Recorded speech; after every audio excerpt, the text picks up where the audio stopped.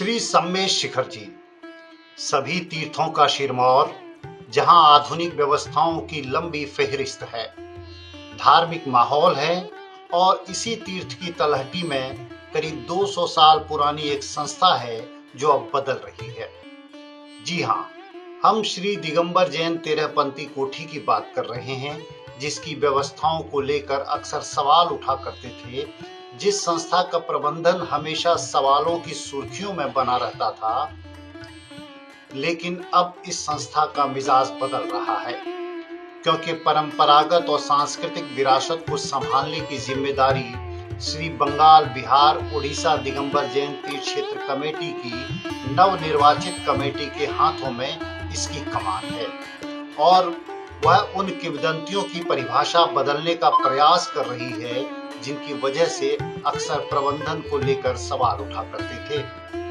समस्या क्या है और उनका निदान क्या हुआ और कौन कौन सी उपलब्धियां हैं, मेरे ख्याल से बहुत कम समय है कुछ भी बताने का। अभी तक हम यही देख रहे हैं कि कोठी में जो भी यात्री आते हैं या यहाँ के जितने भी कर्मचारी हैं, हर आदमी कोई ना कोई समस्या से ग्रसित है। पूजा विधि विधान और सेवाओं का भाव आगम की अनुकूलता के अनुरूप चले, इसके लिए कमेटी के ट्रस्टियों के बीच आकुलता स्पष्ट दिखाई देती है। शायद यही वजह है कि मंदिरों के गुंबजों से लेकर फर्श तक सभी स्तर पर काम किया जा रहा है। मूल नायक भगवान पुष्पदंत स्वामी के मंदिर में पूजन विधान की प्रक्रिया हर मौसम में निर्बाध संपन्न हो सके, उसके इंतजाम किए गए हैं। गर्मी में संगमरमर से दर्शनार्थियों के पैर न जलें, इसकी व्यवस्था की गई है, तो विधान के लिए शेड तैयार किया गया है। साथ ही मंदिर जी की व्यापक तौर पर साफ सफाई भी की जा रही है। संस्था के महामंत्री विनीत झांझरी की माने तो कई स्तर पर निर्माण कार्य और व्यवस्थाओं को लेकर सुधार किए जा रहे हैं। ब्लॉक बी, अहाता नंबर 4 और बंगलों में मौजूद व्यवस्थाओं की खामियों को दुरुस्त किया जा रहा है। ब्लॉक बी का कायाकल्प किया जा चुका है। साथ ही संस्था में जो नालियां खुली थी उन्हें ढका जा रहा है ताकि गंदगी से जुड़ी समस्याओं को दुरुस्त किया जा सके। आवास की एक समस्या है, क्योंकि कोठी में लोग जो आते हैं यात्रीगण, वो कुछ एक समय के लिए बहुत ज़्यादा आते हैं और बाकी समय कम आते हैं। तो कुछ एक जो समय है, जैसे चाहे वो होली हो, मोक्ष सप्तमी हो, दुर्गा पूजा हो या नए साल के समय यात्री आते हैं तो रहने की व्यवस्था खराब होती है। तो होली के पहले हमने जो ब्लॉक बी है वहाँ महसूस किया कि उसकी भी हालत बहुत जर्जर है। तो हमारे ही कर्मचारी हैं किशोर जी सिन्हा, उनकी हेल्प से 15 से 20 दिनों में हमने वो पूरा का पूरा ब्लॉक का निर्माण कराया। जब ब्लॉक का निर्माण कराया तो सामने पता चला उसके पीछे की जो नालियाँ हैं उनकी अवस्था बहुत ख़राब है। तो अब होली के बाद वो पूरी नालियों को प्रॉपर नालियों की व्यवस्था बनाई जा रही है जो पिछले कई सालों से नहीं थी। और अब हमने ये महसूस किया कि नाली ओपन नहीं रखेंगे, क्लोज नाली बनाएंगे, यानी ढकी हुई नालियाँ बनाएंगे। तो अब हमारा दूसरा टारगेट यही है कि कोठी में जितनी भी नालियाँ हैं सबको सफा करके ढका जाए। विशेष अवसरों पर अक्सर संस्था में पानी की किल्लत हो जाती है, जिसे दुरुस्त करने के लिए जो भी जल स्रोत हैं उन्हें व्यवस्थित करने का प्रयास किया जा रहा है। जलहरी जो कभी पूरी संस्था के लिए पानी का एक मुख्य स्रोत हुआ करती थी, उसके गहरीकरण का काम तेजी से हो रहा है। डीप बोरिंग भी की जा रही है ताकि होली, दीपावली और दुर्गा पूजा जैसे अवसरों पर आने वाले यात्रियों को कोई परेशानी न हो। 7-8 घंटे की पानी की समस्या कोठी में आई थी, तो हमने कम से कम 40-50 से ज़्यादा टैंकर एक दिन में बुला के अपने रिजर्वायर को भराया। पानी जब नहीं पहुंच रहा था तो हमने लोकल जितने भी स्टाफ हैं उनको लेके हर रूम में पानी भिजवाया। अब ये समस्या तो होली तो चली, अब ये समस्या बाद में फिर आनी है। तो जितने भी कुआं हैं अब उनकी सफाई का काम चल रहा है। जब से सबसे पहले जो कुआं लिया गया वो जलहरी वाला ही कुआं लिया गया जो पीछे की तरफ है। मेरे ख्याल से कई सालों से उसमें कभी कभी बारिश में पानी आता था और पिछले कई महीनों से वो गंदगी से भरा हुआ था। अभी पिछले 15-20 दिनों में उस कुएँ को पूरी तरह सफाई कराया, मनो उसमें से कचरा निकला जिसे निकाल के बाहर किया गया। अभी वो कुआं की पूरी रिपेयरिंग हो रही है। उसमें डीप बोरिंग भी होगी क्योंकि पानी पहाड़ से आता है, अब पहाड़ पे ही पानी नहीं है तो यहाँ कहाँ से आएगा। तो डीप बोरिंग भी करा रहे हैं और उसको कुआं और एक रिजर्वायर का रूप देकर वो कोशिश की जा रही है, पूरी मरम्मत हो रही है और मेरे ख्याल से आने वाले महीने 1.5 महीने में वह काम भी। तेरहपंथी कोठी में बिजली के खुले तारों का जाल बिछा हुआ था, जिस वजह से अक्सर बंदरों की मौत हो जाया करती थी। विनीत झांझरी ने बताया कि एक अहिंसक संस्था में जीवों की मौत हो जाना अत्यंत दुखद था। इसके समाधान की दिशा में भी हमने कदम बढ़ाया और इसमें हम सफल भी हुए। सारे नंगे तार थे जिनके ऊपर बंदर झूल झूल के मर जाते थे। हमारे जो मैनेजर्स जैसे या जो खजांची बोल लीजिए, नेमीचंद जी है, और हमारे जो इलेक्ट्रीशियन मिश्रा जी हैं, उन्होंने ही बताया हर हफ्ते 2-2, 3-3 बंदरों की मौत हो जाती थी। तो उसको कवर कराया गया कि एक अहिंसक कोठी में किसी की मृत्यु होना हमारे लिए पाप का बंद होता है, तो उसको ठीक कराया गया। इसी तरह छोटी छोटी जितनी भी समस्याएं आ रही हैं, एक एक करके उनका निवारण किया जाए। कर्मचारियों का 100% सहयोग नई कमेटी को मिल रहा है। इसके साथ ही नई कमेटी लगातार यात्रियों के साथ संस्था में व्याप्त समस्याओं को लेकर मंत्रणा कर रही है। जो भी समस्याएं सामने आ रही हैं, उनके निदान के उपाय किए जा रहे हैं।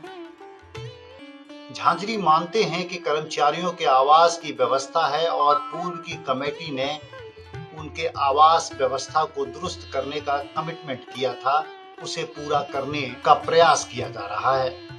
संस्था में कैंटीन को आधुनिक बनाया गया है, साथ ही भोजनालय का निर्माण भी व्यवस्थित ढंग से किया गया कि चाहे कर्मचारी हों या यात्री हों, उनके बीच में बैठना जरूरी है, तो इस ऑफिस का निर्माण कराया होली के समय। इसके अलावा इसके पीछे कैंटीन है जो बहुत अजीब अवस्था में थी, गंदगी बहुत थी कैंटीन के भीतर भी और चारों तरफ, तो कैंटीन बनवाया गया। भोजनशाला की व्यवस्था काफ़ी अच्छी नहीं थी, भोजनशाला बनवाई गई, उसका मरम्मत कराया गया। आज भी भोजनशाला के बगल में एक बाथरूम बन रहा है, जिससे जो भी यात्री आए अपनी दैनिक क्रिया के लिए यदि उनको ज़रूरत पड़े तो वो यूज़ कर सकें। संस्था में कमरों की बुकिंग की व्यवस्था का फॉर्मेट तो पहले से ही डिजिटल था, लेकिन संस्था अब स्टोर और मंदिर के चढ़ावे की व्यवस्था भी डिजिटल करने जा रही है। अक्सर यह देखा जाता है कि स्टोर जो मैनुअल तरीके से संचालित होता है, उसमें कई प्रकार की खामियां हैं।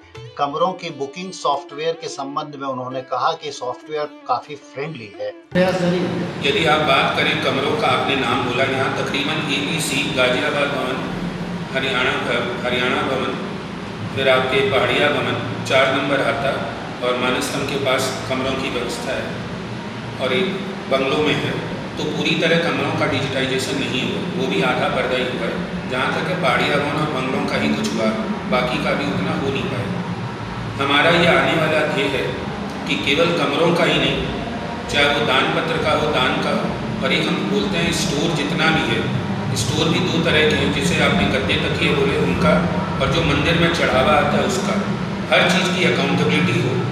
तो इस तरीके के हम सॉफ्टवेयर बना रहे हैं जो आने वाले कुछ महीनों में यहाँ इंस्टॉल होंगे और हर आदमी को इसमें आराम हो जाएगा। आपके क्लिक ऑफ बटन में सारी चीज़ें आपके सामने। झांझरी जी बताते हैं कि संस्था काफी पुरानी है और जो भी निर्माण कार्य किए गए हैं वह किसी प्लानिंग के तहत नहीं हुए, और यही एक बड़ी समस्या है जिस कारण संस्था में सुविधाओं के बावजूद समस्याएं उत्पन्न होती हैं। कर्मचारियों और यात्रियों के सहयोग से उन्हें ठीक किया जा रहा है। वह पुरानी कमेटी की कार्य प्रणाली को लेकर कहते हैं कि किसी को दोष देना उचित नहीं है। सब कमेटियों ने अपनी सोच के अनुरूप काम किया है। वर्तमान कमेटी के 90% सदस्य काम कर रहे हैं। देखिए, बात ऐसी है, आप यदि committee member versus committee member की बात करें, एक दूसरे की बुराई करना, या कमेटी मेंबर वर्सेस स्टाफ की बात करें कि स्टाफ को दोष देना, ये बहुत आसान है। हम अपनी समस्याओं का, अपने फेलियर का दोष किसी के भी माथे मढ़ सकते हैं, ये मानव प्रवृत्ति और काफ़ी लोग ऐसा करते हैं, परंतु इससे समस्या का निदान कभी नहीं होता जब तक आप स्वयं जिम्मेदारी नहीं लेंगे। आज यदि मैं इस पोस्ट पे बैठा हूँ तो सारी जिम्मेदारी सिर्फ एक आदमी की है, वो है मेरी। ना इसके लिए मेरा कोई दूसरा कमेटी मेंबर जिम्मेदार है, ना मेरा कोई स्टाफ जिम्मेदार है। कोई भी गलती करता है तो उसकी सारी जिम्मेदारी मेरी है।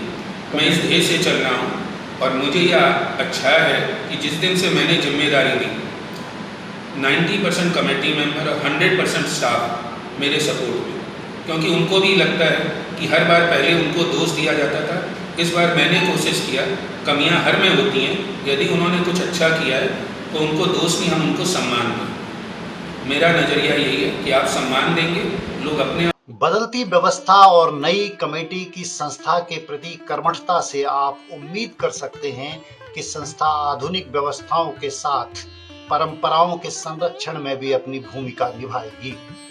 संत समाज के प्रति समर्पण और आगम परंपराएं निर्बाध रूप से संचालित होती रहें, इसके प्रयास विनीत झांझरी के नेतृत्व में किए जा रहे हैं। यात्री सुविधाओं को लेकर संस्था की नई कमेटी संकल्पित है, तो यह मान लीजिए कि अब शिकायतों के पिटारे खत्म होने वाले हैं और संस्था अपनी संस्कृति के मुताबिक सेवा देने में सफल होगी, क्योंकि इस बार कमेटी काफी कर्मठ चुनी गई है। इसलिए जब भी आप शिखर जी आए तो अपने पुराने दिनों की यादों को ताजा करने का एक बेहतर विकल्प हो सकती है श्री दिगंबर जैन तेरापंथी कोठी।